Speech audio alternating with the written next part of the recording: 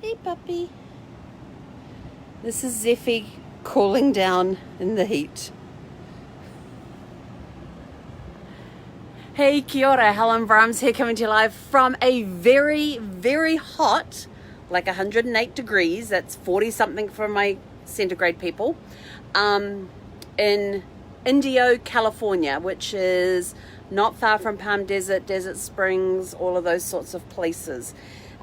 They're in the middle of an excessive heat thing. The temperature is supposed to be getting up to around 117 on Saturday, Sunday, and we'll tell you more about that in a moment. If you saw my video earlier, you would know definitely more about that. But we have an update on part 2.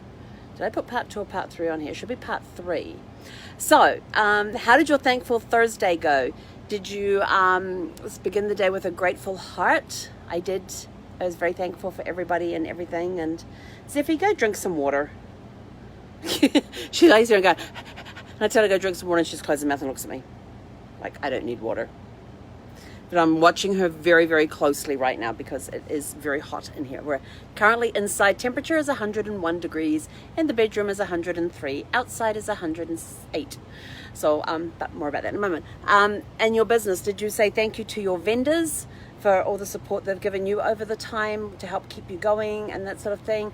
And for your fun activity, did you leave little surprise thank you notes for people, like under their pillow and their lunch, on their desk? Just little notes to say thank you, I appreciate you, that's all. So today we've had, despite the heat, it's been a pretty good day. I have already filled my water bottle like 7 times today. It's an 18 ounce, so do the math. I've already drunk half of like number 8. I have got water in the refrigerator keeping it cold because the water coming out of the cold water tap is hot because the hose is sitting in the sun. Even though I tucked it under the RV, I forgot that this wall behind me is the west wall, which is where my utility thing is, down the other end there. And so all of that, even though it's tucked under the RV, is all in complete sunshine. And I'm like, great. But, it's all part of the experience of RVing. So it is, like I said, hot. It's 108 degrees outside. It's 101 where I'm sitting right here now in the main living area. It is 103 in the bedroom. I had sent an email to the people here at the RV park yesterday stating, wanting to know, one, can I get packages sent while I'm here, since I'm here for 5 days? And 2, I've got some issues with my AC units. I need some vendors. They gave me 2 vendors. One vendor says, I left him a voicemail and then the temperature started rising. And of course it gets to critical stage at a point because the refrigerator the fridge and freezer stops working as efficiently as it should because of the heat. It's my ice, I have ice cubes in there and they weren't properly frozen. But I think that might have been because I only put them in last night, so maybe they didn't have enough time to freeze. At least I hope that's the reason. I hope that's not going on the fronts now because of the temperature in here. And so I called one place, left voicemail, and then when it got to hit 3 digits in this room and in the other room, I then turned around and I said, sent him a text message saying, hey, left your voicemail 30 minutes ago. That was the situation then. This is now the situation. Can you please help? And he was a mobile place. And he comes back and says, oh, we're not doing anything till after the weekend. So you'd have to go. And I said, well, can you refer me to, I said, what other services are available, mobile services are available that come to RV Park? Oh, I don't give referrals.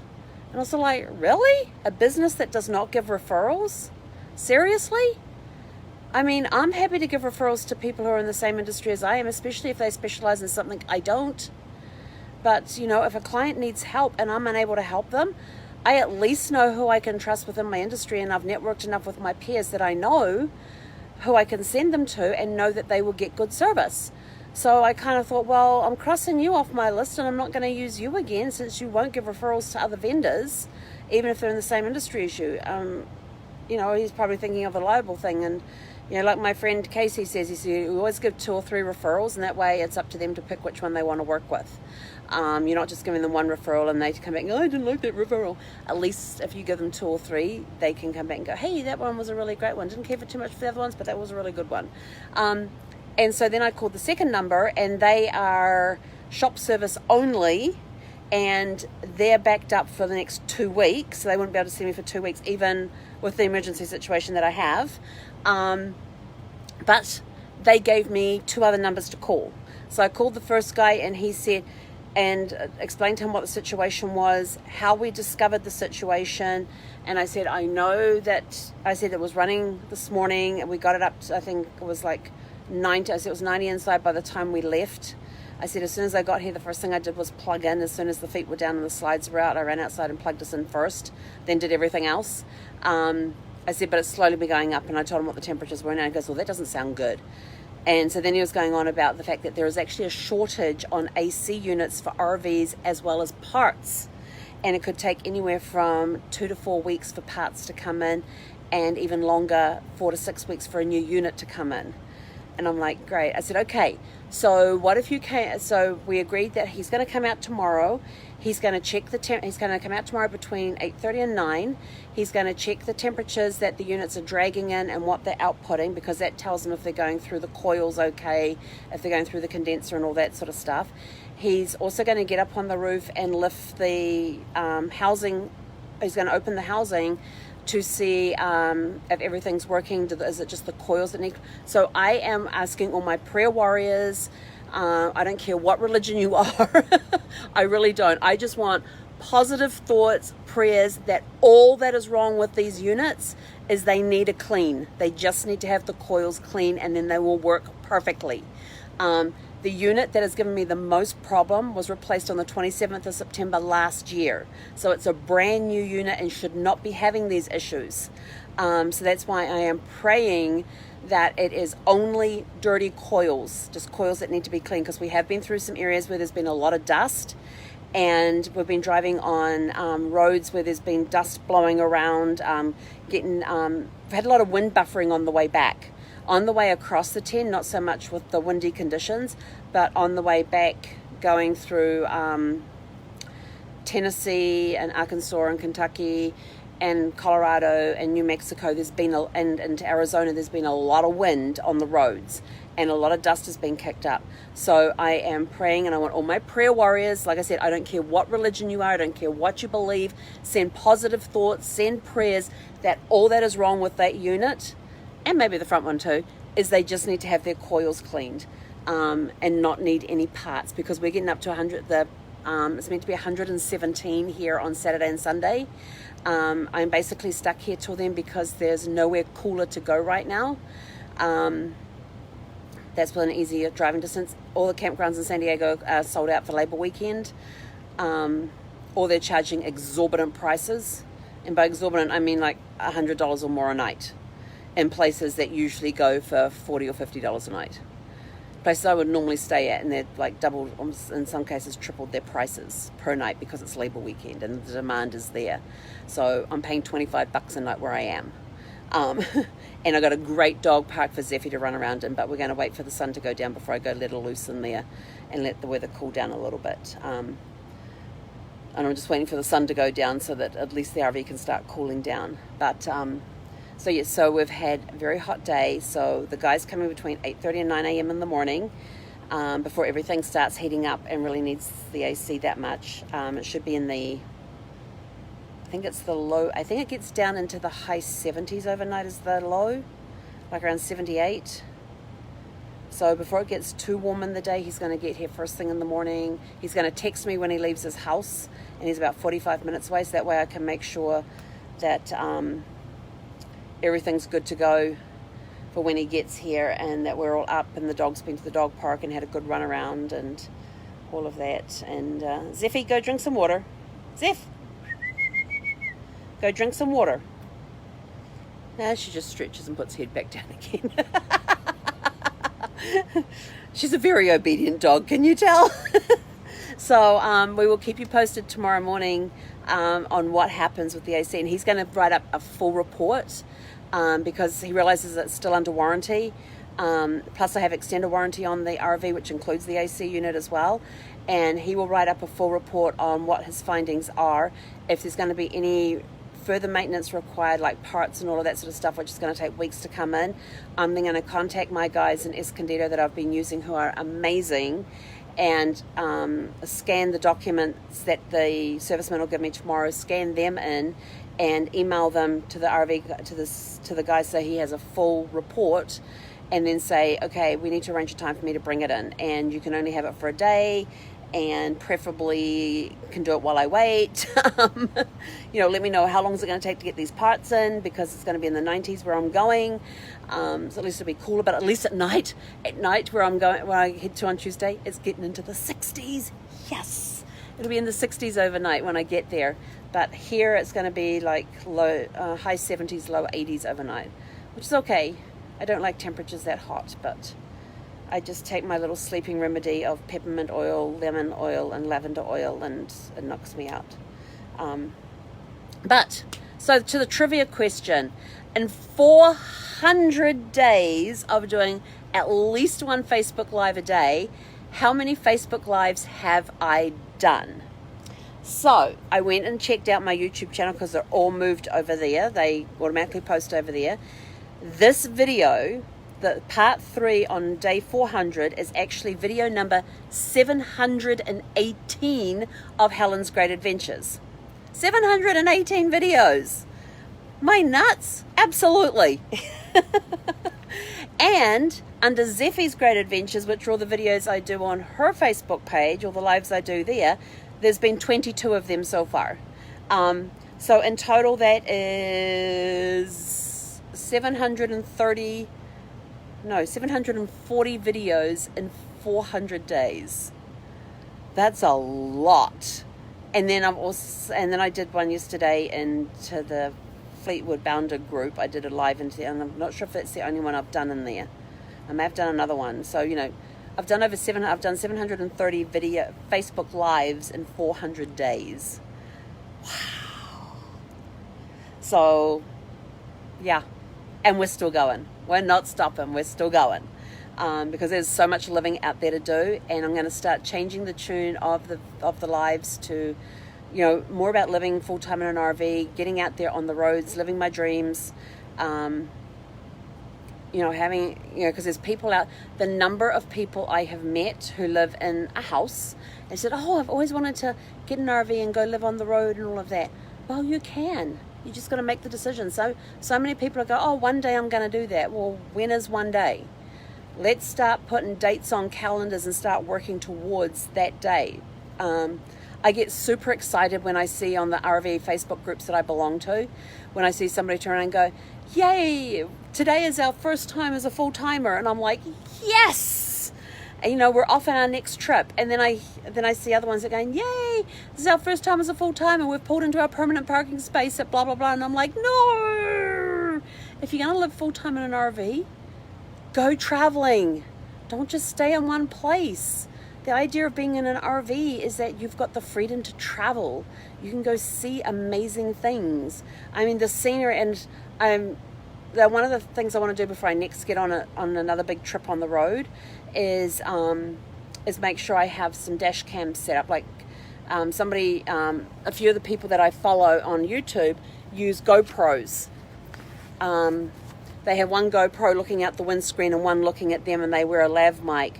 And so they're able to talk into it, and then they do all the splicing and the editing at a later date, later on, like a couple of days later, and post that finished video. So not sure if I'm going to go to that extent, but having a GoPro up front there, so because the scenery out there is incredible. We've been coming across the desert in Arizona and all of that, and the scenery within Arizona itself is just diverse. We've been down hills, we've seen rolling green hills, we've seen mountains, we've seen the deserts, the flat deserts. There's been such a change. I mean, just going along the I-10 from California to Florida, you've got flat deserts, and then you see the flat deserts changing from the boring browns until you start seeing the colors coming in, and then all of a sudden you're seeing more green, and then there's this lush green, and you got mountains, and it's it was the beginning of summer, so it's sort of like those look fantastic in the wintertime with some snow on top, and then you're getting more into the beachy areas, seeing a lot of beach type communities and things like that. I mean, such diverse scenery around here, and to be able to have that freedom to just pull up stakes, get on the road and go. It's an incredible, incredible feeling. I understand there are people out there who still want their sticks and bricks house, which is fine. They're not ones who want to go on the road full time. They just want to go every now and again and go like explore one area. That's fine too. I have no issues with that. But if you're going to have an RV, then get out there and explore. Don't just go park somewhere and put down. Basically, you might as well just have a brick and mortar house instead of living in an RV. I mean, I understand, and I get the living in an RV thing. I get that. I totally do, because living in an RV is cheaper than renting. I know this. I know this. I was just just having a curious look at rentals and all of that sort of stuff, and I was like, yeah, I can live in an RV park cheaper than that. But you do have the expense of gas. But I will tell you, get out of California and the price drops. It drops. Once I got out, I mean, when I left here, I was paying $3.95 a gallon, or close to $3.50, $3.95 a gallon, somewhere around the $3.50 mark. And I crossed into Arizona, and the exit one, there's 2 gas stations there. The exit one's where we get off to go to Ehrenberg, and there's 2 gas stations there. So you see the prices in Blythe, which were like $3.50.